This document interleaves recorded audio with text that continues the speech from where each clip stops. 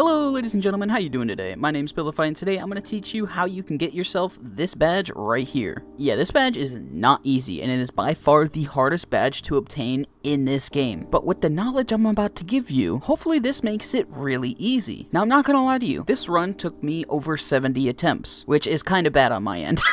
But it was because I was making a crucial mistake at the end. In phase 3, when you're actually slap fighting guide, don't jump, I'll show you what we mean when we get there, but let me start you off right at the beginning. By the way, I am 99% certain that this badge is the requirement for the avatar glove, so yeah, expect a the avatar glove was a struggle video.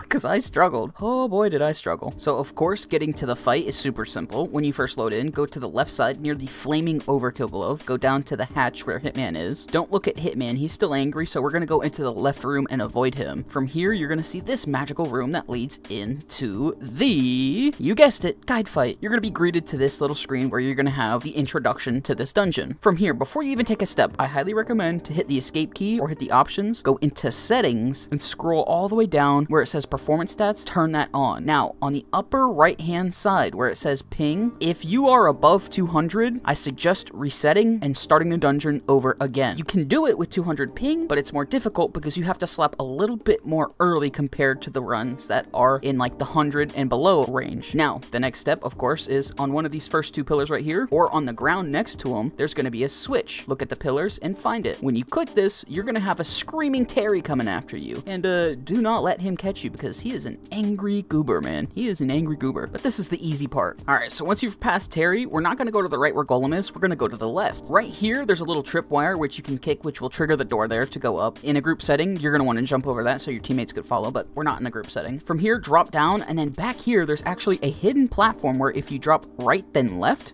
you'll land on it, and you can skip past the entire Golem fight. Don't land down there, because that's just insta-death.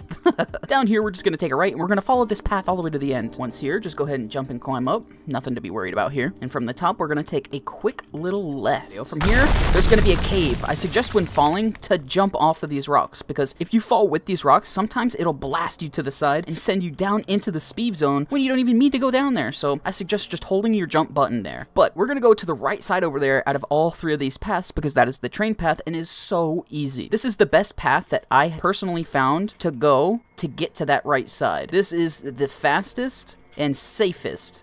There is a faster side on the right hand side, but you have to go through skinny jumps, and I don't know, I just really don't feel safe and comfortable doing it. So going from that side to over here with that path that I just took, it felt the best. Alright, so from down here, don't fall down this pit, and now we're under the trains, and the trains can be so simple. Let me show you something really intriguing. I'm going to show you that my arm jumps up and nothing touches here. If you're scared about touching the tracks, you can pull out the glove, and it will bait the trains as long as it's over the tracks. It's pretty good, so you don't even have to step on the tracks yourself. You could use the glove to bait it out, which is super helpful for the people that are higher ping. This might be better for you. Highly, highly recommend. Now we have this long, fun run, which I'm not going to sit here and make you watch, so here's a sped up version.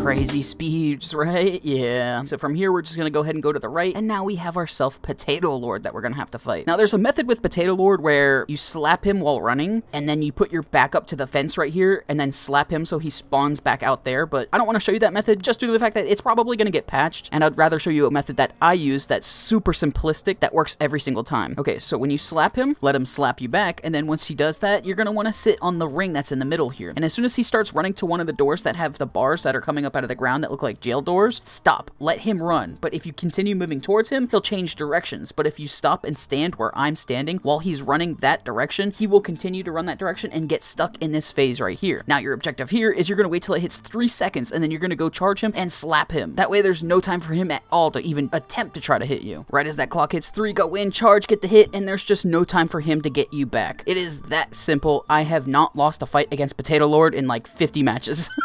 Now we're on to the maze, which I was about to go create a map, but Dark Flame D8 made one already, and it's very, very good. So shout out to you, Dark Flame D8. This is a perfect map to showcase. You can see the exact path that you need to take with the red ways that you do not need to go. You can take a picture of this right now if you'd like. Again, shout out to Dark Flame D8. Thank you for making this map. Alright, so we're going to go ahead and we're going to go to the right because this is where the Among Us car is located. You could play this in half speed or 25% speed if you'd like, but We're gonna do this without crashing, ladies and gentlemen. Yes, this is, I've done this so many times that I have memorized the exact path I need to take, and I won't hit a single wall because I've done this way too much. I've done this way too much. I can't even lie. Way too much. Oh my gosh. Seeing this cave over and over again, it was like a pain, but now that it's over for me, because I do have the badge, it's like, I don't mind driving through it again. But this is pretty much it. It's that easy to get through this dungeon with the car. No more than, what, 30 seconds, something like that? Not even. Not even. And then you can even jump through the hole. It is that simplistic. I love it so much. Alright, and from here, you cannot go down these staircases to the left and the right, as those lead to the heart down there, and you can't use the heart. This is no extra heart and no regen. This is the hard mode. It is definitely tough, but from here, just go ahead, click the lever, and begin your descent into madness.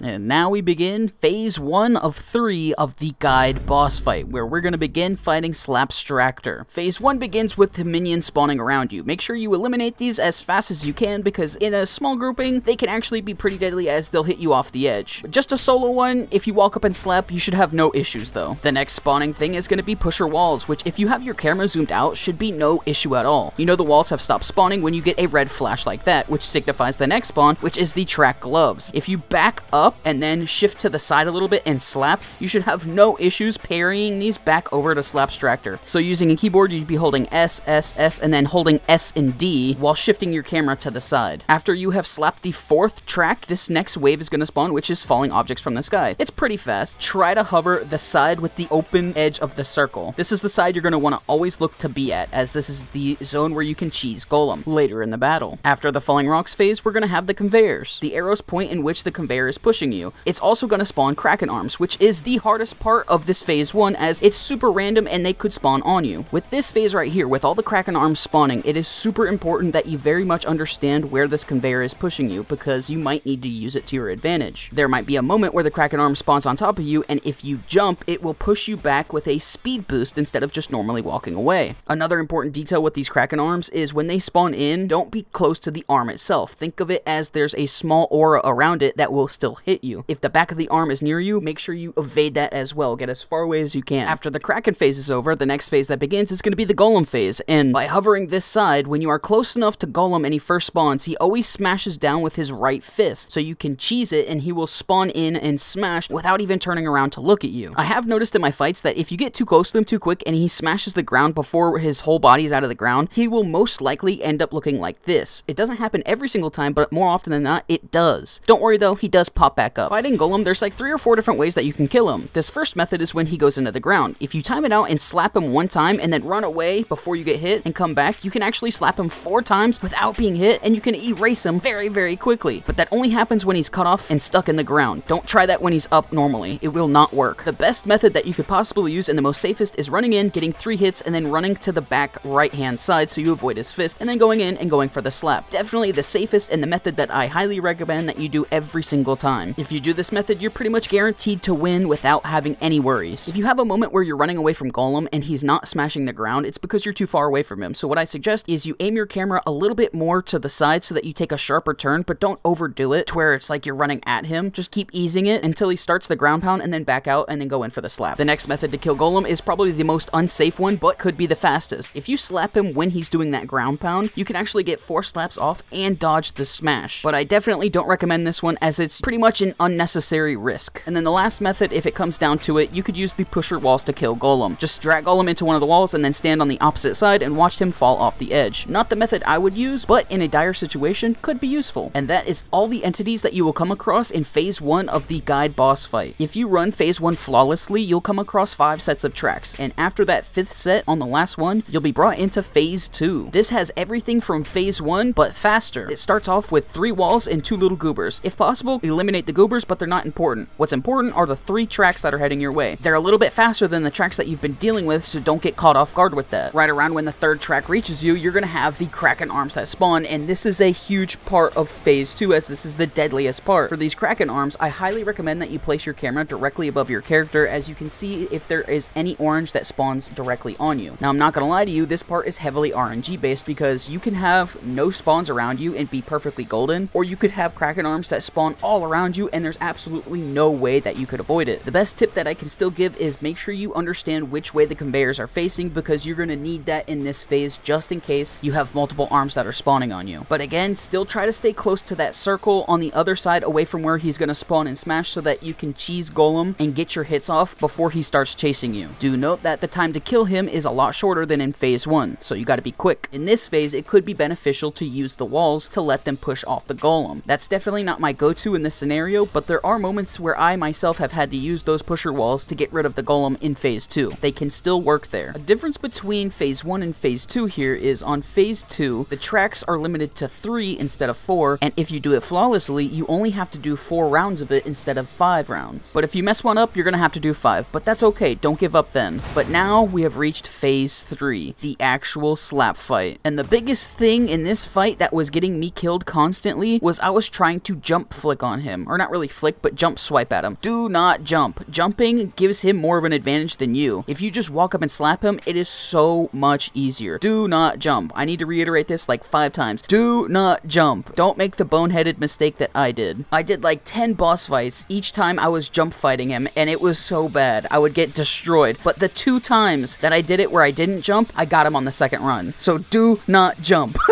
But let's talk about Guide's movement here. When he teleports, he has a little walk where he goes back and forth and back and forth. The way that you should attack him is when he's walking forward. And when you attack him, always go to his left shoulder, the offhand of the glove. Don't try to attack him where he's holding the flash glove, because you will end up trading with him, and that is definitely not ideal when you only have 3 hearts. Besides that, the only other tip that I can give you is one that I've already given you previously, which is keep the camera above your head. It gives you the best angle of how close your glove is to Guide himself. Now in this fight, there's 3 things that you have to look out for. One is the falling rocks from the ceiling. They are sneakily good and can be very deadly if Guide slaps you into one of them, and you can get double hit out of nowhere. The next thing you have to look out for is Guide slapping himself, of course. You don't want to end up trading. And the last thing you have to watch out for, which Guide is extremely sneaky about doing, is the teleport slap, and it will catch you off guard and out of nowhere. And there's really no avoiding it when he directly teleports on you. So now that you have all of that information crammed into your head, the last thing that I could tell you is do not give up. Even if things look bad and you only have 1 heart, don't give up. I swear to you, you can do it. And without further ado, ladies and gentlemen, here is my final winning run.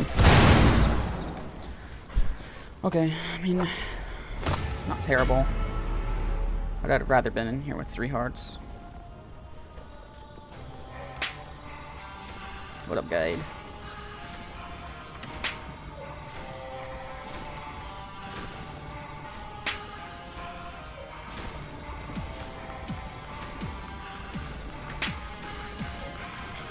Oh, don't you teleport on me now.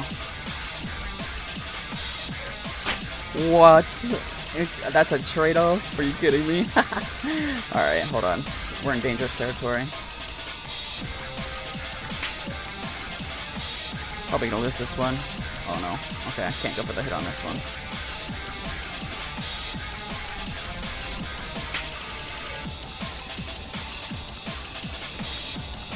Ooh, that missed. Guess I wasn't close enough. Too close, way too close. I probably should have died there.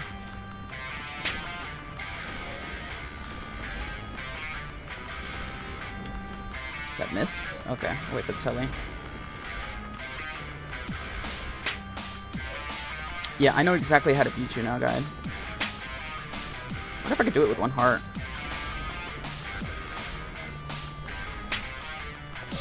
Maybe. With 3 hearts, I think I win this.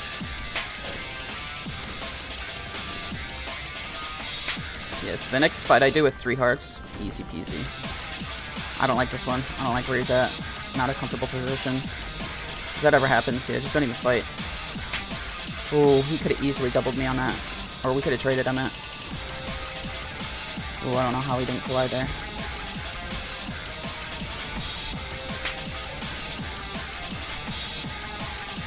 Whoa. Honestly, crazy how far I've gotten with just this right now. I'm surprised. Oh, yo, I sold that. I sold that big time. 2 hits? Could I do this one heart? That'd be insane to me. Oh, no way! No way! No! No way! Yeah. Oh yeah, guide for ya. As many times as you killed me, buddy. As many times as you killed me, buddy. You sitting over there on that edge. You're sitting right there. Guess what? Guess what? Yeah, guess what, bud? If I had the knowledge I did now when I first started, I would have probably did this in like 10 runs. I think I'm like 99.99% certain this is how you get the avatar glove. So yeah. Yeah. Honestly, for being in the dungeon for what, like 70 something attempts and then coming to the bright lights out here, my eyes, they can't take it. I had a lot of goofy things happen in this 70-something attempts. But I hope that every single one of you have an amazing rest of your day or night. I hope this video helps you in some sort of way. I'm so happy, dude. I'm so happy. Yes. All right. Other than that, I hope you all have a good one. I'll see you in the next one. Later.